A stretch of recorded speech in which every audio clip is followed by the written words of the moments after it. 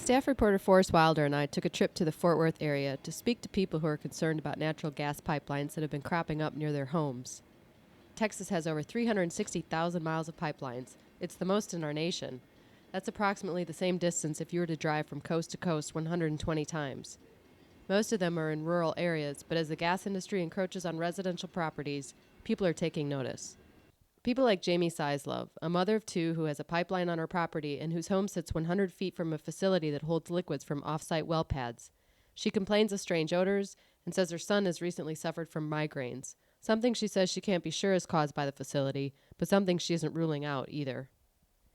And Mary Kelleher, who has a pipeline running a mere 65 feet from her bedroom window. She recorded this 3-hour-long geyser from a metering station that sits next door and says workers started running for the woods when it blew. She still doesn't know what it was or how it happened. Then there's Jay Markham, a rancher who didn't want his picture taken but who happily drove us around his 1,600 acres of land to show us where he hit a pipeline with a backhoe while digging a new culvert. He thought he was safe since he was working 500 feet away from where the pipeline company had marked it to be. They were wrong, and Jay doesn't do any digging on his property anymore. They're concerned because of recent explosions they've seen on the news. This year, 2 Texas pipeline explosions killed 3 workers who hit unmarked pipelines. And in California, a pipeline exploded with the force of a space shuttle launch, claiming 8 lives, injuring more than 50 people, and torching dozens of homes. To give you a sense of the explosion, the sound you're about to hear is the release from a 2-inch pipeline at 60 pounds per square inch of pressure. The Cleburne explosion was 950.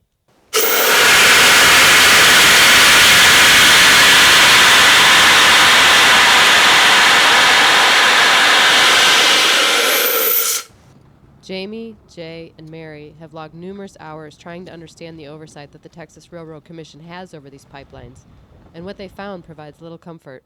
If they don't know they exist, how on earth would they even begin to look to regulate or inspect? They don't know where the pipelines are. They haven't got a clue. How can an unpermitted pipeline be in service? It just, am I cracking up, or it just sounds to me like it's just not right. When we visited Mary, she offered us bottled water, saying her tap water tastes like sulfur, something she attributes to hydrofracturing, which is when water and chemicals are injected deep into the ground to release gas from hard-to-reach areas. This method has unlocked trillions of cubic feet of gas, which has created a huge spike for pipeline companies, but it's also resulted in a shoddy regulatory system that cannot or will not work to keep up with the industry. Meanwhile, safety inspections have decreased by 17% in the last decade. And even though she's made numerous contacts and inquiries, Mary has yet to find all the permits for her nearby pipeline. Even more alarming, the maps that the pipeline company submitted to the Railroad Commission are just wrong. They don't show the line running by Mary's house at all.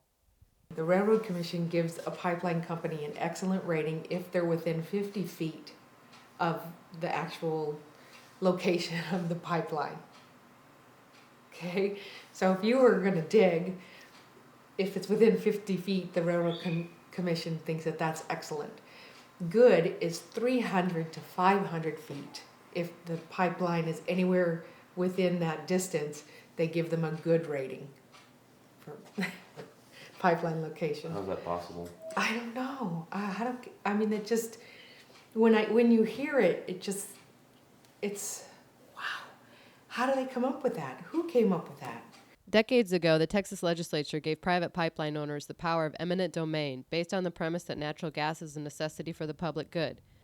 And ultimately it is. It burns cleaner than oil or coal, it warms our homes and offices, and it's free of foreign dependence. With eminent domain, they have the right to seize property and lay pipeline wherever they like, but with that power comes culpability for the public's safety.